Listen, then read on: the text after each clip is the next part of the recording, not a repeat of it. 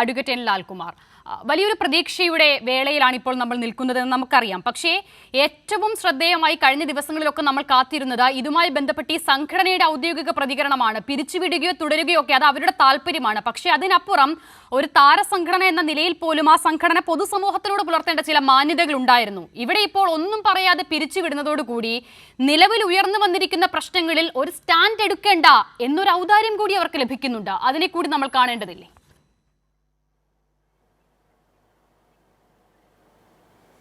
അതെ, വളരെ ജനാധിപത്യ വിരുദ്ധമായ ഒരു നയമാണ് അമ്മ എടുത്തതെന്ന് പറയാം. കാരണം നമുക്കെന്താണ് ഇതിനകത്ത് പറയാനുള്ള അവകാശം എന്നുള്ളൊരു ചോദ്യത്തിന് കഴിഞ്ഞ ഒരു ചർച്ചയിൽ തന്നെ മറുപടി പറഞ്ഞതാണ്. നമ്മൾ നമ്മുടെ വാട്ട് ഈസ് അവർ ലോക്കൽ സ്റ്റാൻഡായി നമ്മളാണ് പർച്ചേസ് ചെയ്യുന്നത് ടിക്കറ്റ്. നമ്മളാണ് ടിക്കറ്റ് പർച്ചേസ് ചെയ്ത് കാണാൻ പോകുന്നത്.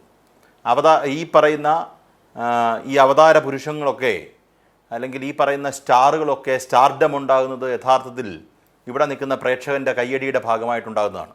അല്ലാതെ ഒരു ദിവസം ഇവർ തന്നെ സിനിമ അഭിനയിച്ച് ഇവർ തന്നെ കാണുകയാണെങ്കിൽ ഇവിടുത്തെ സ്റ്റാർഡം ഒന്നുമില്ല. അതിന് രണ്ട് തരത്തിൽ ഞാൻ അതിന് മറുപടി പറയാം. നോക്കൂ, അമ്മ എന്ന് പറയുന്ന സംഘടനയ്ക്ക് അമ്മയ്ക്കകത്തൊരു ഉത്തരവാദിത്വം ഉണ്ടായിരുന്നു. ഒന്നത്, അമ്മയ്ക്ക് ജനങ്ങളോടൊരു ഉത്തരവാദിത്വമുണ്ട്. അമ്മ എന്നുള്ള സംഘടനയുടെ ലക്ഷ്യം എന്താണ്? What is the purpose of that organisation? അപ്പോൾ ഒരു റിട്ടയർഡ് ഹൈക്കോടതി ജഡ്ജിൻ്റെ പേരിൽ അവർ ഹെഡ് ചെയ്തിരിക്കുന്ന ഒരു കമ്മിറ്റി വരികയും അവരുടെ മേഖലയെക്കുറിച്ചൊരു പഠനം നടത്തുകയും ആ മേഖലയെക്കുറിച്ചുള്ള പഠനത്തിൻ്റെ റിപ്പോർട്ട് ഹൈക്കോടതിയുടെ തീരുമാനമനുസരിച്ച് റിഡാക്റ്റഡ് ഫോമിൽ നമുക്ക് കുറച്ച് കിട്ടുകയാണ്, സെൻസേർഡ് ഫോമിൽ കുറച്ച് വരികയാണ് ചെയ്യുന്നത്. അതിൽ ഒരഭിപ്രായം അമ്മ പറഞ്ഞിട്ടില്ല എന്നുള്ളതാണ്. അമ്മ ആ വിഷയത്തിലൊരു അഭിപ്രായം പറയണ്ടേ? അമ്മയുടെ അഭിപ്രായം എന്ത്? അതിനകത്ത് ഏറ്റവും ഇൻഫ്ലുവൻഷ്യൽ ഗ്രൂപ്പായ അല്ലെങ്കിൽ ഏറ്റവും വലിയ ഇൻട്രസ്റ്റഡ് പാർട്ടിയായ അവരുടെ അഭിപ്രായം എന്ത് എന്നറിയാൻ നമുക്ക് താല്പര്യമുണ്ട്.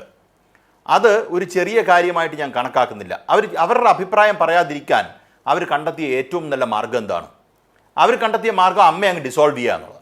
എന്നിട്ട് ഇന്ന് ഞാൻ കണ്ട ഒരു കാര്യം, ഈ പറയുന്ന സിനിമാ മേഖലയിൽ നിൽക്കുന്ന പല ആൾക്കാരും പറഞ്ഞിരിക്കുന്നത് വളരെ നല്ല തീരുമാനമായിപ്പോയി, മോഹൻലാൽ ചെയ്ത് വളരെ നല്ല തീരുമാനമായിപ്പോയി എന്ന് പല ആക്ട്രസസും പറയുന്നത് ഞാൻ കേട്ടു.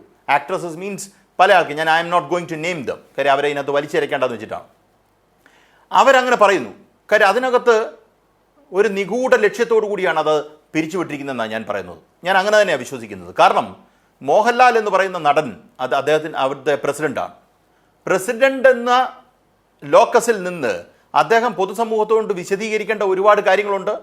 നോക്കൂ, ഒരു സ്റ്റാർ ആക്ടർ എന്ന് പറഞ്ഞ നിലയിൽ പൃഥ്വിരാജ് കുറേ കാര്യങ്ങൾ പറയുന്നു. ഇന്നലെ പല ആൾക്കാരും പറയുന്നു. ഈ പറയുന്ന ഇന്നത്തെ ചർച്ചയിൽ പങ്കെടുക്കുന്ന ഗായത്രി വർഷ കഴിഞ്ഞ കുറേ ദിവസങ്ങളായി ഇതുമായി ബന്ധപ്പെട്ട് സംസാരിച്ചുകൊണ്ടിരിക്കുന്നു. അപ്പോൾ ആ ഇൻസ്റ്റിറ്റ്യൂഷനകത്ത് നിൽക്കുന്ന ഏറ്റവും എന്നുവെച്ചാൽ മലയാളം പ്രൊഡ്യൂസ് ചെയ്തിട്ടുള്ള ഏറ്റവും വലിയ നടന്മാർ, ആ നടന്മാരിൽ ഒരാളാണ് മോഹൻലാൽ. മോഹൻലാൽ അമ്മയുടെ പ്രസിഡൻറ്റും കൂടാണ്. അദ്ദേഹത്തിന് ഒരു മറുപടി ഇതിൻ്റെ അത് പറയണ്ടേ? അദ്ദേഹം പറയാതെ അദ്ദേഹം ഒഴിഞ്ഞു മാറുന്നതിനകത്ത് എത്ര ശരിയുണ്ട്? അപ്പോൾ അഭിപ്രായം പറയാതിരിക്കാൻ ഏറ്റവും നല്ല മാർഗ്ഗം എന്താണ്? പെട്ടെന്ന് ഇതിനെ ഡിസോൾവ് ചെയ്യുക. ആ ഡിസോൾവ് ചെയ്തതൊക്കെ ഞങ്ങൾക്ക് മോറൽ ഹൈഗ്രൗണ്ട് എടുക്കുകയാണ്. പറയുന്നത് എന്താ? ഇന്നൊരു സിനിമാ നടൻ പറഞ്ഞിരിക്കുന്നത് ഞങ്ങൾക്ക് ഭയങ്കര ധാർമ്മികത തോന്നിയുകൊണ്ടാണ്. നിങ്ങൾക്ക് ധാർമ്മികത തോന്നിയുകൊണ്ട് നിങ്ങൾ പിരിച്ചുവിട്ടോ, കുഴപ്പമില്ല. അതിനു മുമ്പ് ഈ വിഷയത്തെക്കുറിച്ച് ഒരു അഭിപ്രായം കൂടെ പറഞ്ഞിട്ട് പിരിച്ചുവിടുമായിരുന്നെങ്കിൽ ഈ പറയുന്നതിനൊരു ന്യായം ഉണ്ടായിരുന്നു. ആ വിഷയത്തെക്കുറിച്ച് പരാമർശിക്കാതെ, ആ വിഷയത്തെക്കുറിച്ച് ഒരു അഭിപ്രായം പറയാതെ ഈ വഴി ഇപ്പോൾ പല ആൾക്കാരും ഇവിടെ പറയുന്നു. ആ പാവം ജയൻ ചേർത്തല എന്ന് പറയുന്ന ഒരു നടൻ വന്നിരുന്ന് എല്ലാ ചാനലും കാര്യങ്ങൾ പറയുന്നുണ്ട്. അദ്ദേഹത്തിന് തന്നെ മടുത്തു തോന്നുന്നു കാര്യം. അദ്ദേഹം മാത്രമാണ് ഇതുമായി ബന്ധപ്പെട്ട എന്തെങ്കിലും ഒരു അഭിപ്രായം പറഞ്ഞത്. ബാക്കിയുള്ള ആൾക്കാരെല്ലാം എനിക്ക് തോന്നുന്നു ഇവരെല്ലാം പല കേസിലും പ്രതിയായതുകൊണ്ടായിരിക്കും മിണ്ടാത്തത്. അപ്പം ഞാൻ പറഞ്ഞു വരുന്ന ഒരു കാര്യം, നമ്മൾ ഇവരിൽ നിന്ന് പ്രതീക്ഷിക്കുന്ന തരത്തിലേക്ക് ഇവർ ഉയർന്നോ എന്ന് ചോദിച്ചാൽ ഇല്ല. അത് ഡിസോൾവ് ചെയ്തതിൽ അത് അവരുടെ ഹെഡേക്കാണ്. പക്ഷേ ഡിസോൾവ് ചെയ്യുന്നതിന് മുമ്പ് അത് കൃത്യമായി ഈ വിഷയവുമായി ബന്ധപ്പെട്ട് അവരുടെ അഭിപ്രായം എന്തായിരുന്നു എന്നുള്ളത് വ്യക്തമായ പൊതുസമൂഹത്തെ ബോധ്യപ്പെടുത്താൻ വ്യക്തമായ അവർക്ക് ഉത്തരവാദിത്വം ഉണ്ടായിരുന്നു. അതിൽ നിന്ന് ഒഴിഞ്ഞു മാറാൻ വേണ്ടി മാത്രം ചെയ്ത പണിയാണ്.